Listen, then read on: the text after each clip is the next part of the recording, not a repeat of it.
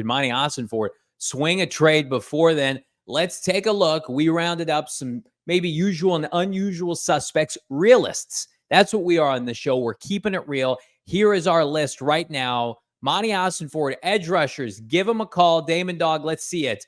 Jadeveon Clowney, Carolina. Would it fit the Cardinals locker room? I don't really care at this point. He's being wasted in Carolina. Harold Landry, 28-year-old, probably the best player on this list in terms of his resume. You see him there, number 58, would probably cost, I would think, at least a 4th-round pick. Again, he's missed time with a torn ACL, but he is a consistent player out of Boston College. Azeez Ojulari, look familiar? The brother, is it the brother or the cousin? Brother of Arizona Cardinal B.J. Ojulari, coincidentally enough. And once Kayvon Thibodeau comes back, doesn't really have a full-time role with the Giants. Zadarius Smith, at 33 years old, been around the NFL for a long time. Of course, the Cardinals already having done deals with Cleveland in the past, most notably Joshua Dobbs. And then Josh Uche of New England, somebody Ossenfort knows. The production has not been there this year, but he has been playing. He has been starting. Listen, you're not going to get a one-size-fits-all fix here, but all 5 of these individuals, I would say, would be an upgrade over anybody the Cardinals have off the edge, Bo. Yeah, no doubt about it. And I mean, if you're starting to rank these, I would probably, for my taste, I'm taking Jadeveon Clowney off the board here. I just don't see any value in bringing him in. I don't know if it necessarily brings much to their pass rush. I know he's good in the run defense. He's got, $6 million in dead money owed to him beyond this year, or you're paying him $14 million in 9.5 sacks last year. You think that was a product of Baltimore? Yeah, probably. One of the best defenses in the league, no doubt about it. I mean, the two that are intriguing to me are Ojulari and Landry. Now, Landry, a guy who's had back-to-back double-digit sack seasons, he's got about $50 million in cap charges coming up to him in the next 2 seasons. So, I mean, I know he's around the right age at 28, coming from Tennessee, but that's a pretty penny that you're going to be paying for a guy that is like, does he have that much upside as far as what you're looking for? But I know you're not in that position where you can be, picky here. Like to me, Azeez Ojulari is the slam dunk option here from the New York Giants. Like, you think so? I do. I mean, they've got a surplus there. Obviously, Thibodeau and Brian Burns. I think that there'd be familiarity in the Ojulari brother that's been able to stay healthy this season, and I think there would be obviously interest from him joining his bro here in the desert, free agent this offseason though, so you'd have to lock him in beyond this year. But 15 pressures, 5 sacks. I mean, when I look at all of these guys, I think he's been the most productive as far as making noise, getting to opposing quarterbacks out of this group. I would take any of these players. Let me preface this by saying you're gross. You're desperate. Yeah, well, I've been desperate since when? July. So you're checking in, and you've been pounding the table for far worse. That's for sure. Carl Lawson. Right. This is the slum show where we literally comb through practice squads. So Yannick Ngakoue, by the way, was available, and he's having a nice start to his season with Baltimore. Yannick Ngakoue grew up in Maryland, went to Maryland, re-signed with Baltimore. Okay, Monty. That's Monty Ossenfort, Dame. I didn't even know he's joining the show today. Hey, welcome, Monty. Here's Hair what looks great. Hair looks great, Monty. Azeez Ojulari, if he's a Cardinal tomorrow, boom, we're excited.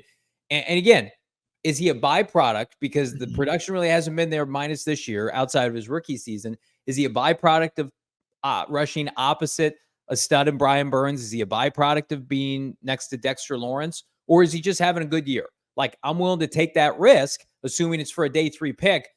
Harold Landry is putting up big-time sack numbers consistently when he's healthy, and it doesn't matter who else is on that defense. That Tennessee defense has actually been playing pretty well. And for both these players, I think the biggest coup is, how often do these teams play with the lead? Probably never. Will Levis and Daniel Jones? Good hell. I mean, it's a terrible combination. So, again, I think for Harold Landry at 28 years old, I mean, you're probably looking at giving up. They're going to ask for a 3rd-round pick. I think I would offer a 4th-round pick and maybe a player, or maybe two picks on day 3 each in the next 2 years. But like, I here's where you lost me with the Harold Landry talk. Harold Landry's under contract for the next 3 years. Why are we looking at that as a bad thing? Have you seen the Cardinals' A lot of money. pass rush depth after this year? It's a cap charge of $25 and $25 million. Welcome to the NFL. Welcome to the NFL where you have to pay these kind of guys. Oh, I'm sorry. Excuse me, Harold. Oh, you get double-digit sacks? Yeah, we need to pay you accordingly. No. Okay, we'll pay a guy who gets 3 sacks a year in Zaven Collins, and we'll nickel and dime him. It's funny how that works. Harold Landry's 28 years old, and he signed for the next 3 seasons, including this year, and consistently outside of his torn ACL year, he gets you double-digit sacks. Like everybody was complaining about Hassan Reddick. Well, Hassan was a little older. Harold's younger, right? Harold has familiarity with your general manager, Amani Ossenford. I see no downside to that. I don't know if he's truly available, though.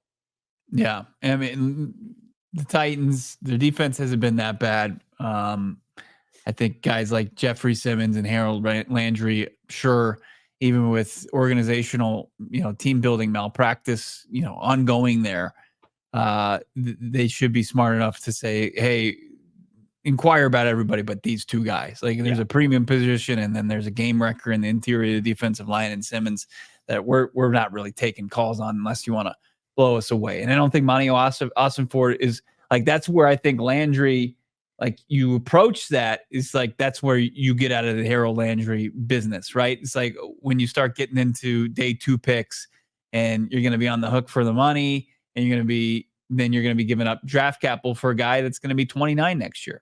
Can I just say, Cardinals are going to have right now, and this came from Tyler Webb at Sports Business, they're going to have the 4th most cap space next offseason. And that's great. Like, I'm excited about that. Just behind New England, who's terrible, the Raiders, who's terrible, and the Commanders, who gutted their team. They have a rookie quarterback. So, like, even with the Cardinals paying Kyler Murray what they're paying him, that shows you, Bo, that they have a huge need outside of quarterback to be able to supplement on their roster. $25 million for a guy who consistently rushes the passer. The Cardinals are paying, respectfully, 2 safeties this year over $30 million combined. They have no pass rush. B.J. Ojulari, I love him to death, is not a viable option. Zaven Collins, we've seen now, should be a complementary piece. He can stop the run. He's not a help on 3rd down when you got to have it to put a move on a tackle and get after Jordan Love or get after Brock Purdy, right? Cardinals don't have that player. So, like, I think adding somebody the caliber of a Harold Landry or, Aziz, and then you re-sign him, and then you go and you add somebody in the draft, like, that's got to be the play. You got to flush this position unit. And why not, if you're Monty Ossenford, and this was my biggest argument for acquiring Reddick and paying Reddick, get yourself a head start on free agency so it doesn't unravel on you like this year. So you're not put in a position, fair or not, where you're signing mid-tier guys. If you're worried about your recruitment, I don't think it's a bad thing then to acquire a guy that's under contract.